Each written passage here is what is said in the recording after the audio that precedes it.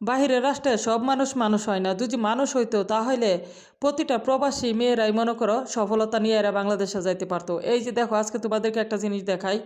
এই যে দেখো কি সুন্দর হইরা আমি থালের মধ্যে মনে করো পেঁয়াজগুলো রাখছিলাম, পেঁয়াজ পাতাগুলো হয়েছে।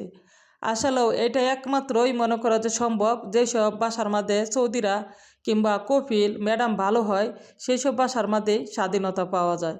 আর যেসব বাসার মধ্যে মনে করো যে সৌদিরা ভালো থাকে না, ম্যাডাম ভালো থাকে না, ঠিক মতন খাবারটাই দেয় না, আর এতটা স্বাধীনতা কোত্থেকে দিব? কারণ আমরা মনে করো যেসব প্রবাসী মেয়েরা বাসা বাড়িতে কাজ করতে আসছি, প্রতিটা প্রবাসী মেয়ে একটু না একটু কোনো না কোনো কষ্ট নিয়ে কিন্তু এই দূরপ্রবাসে আসছি।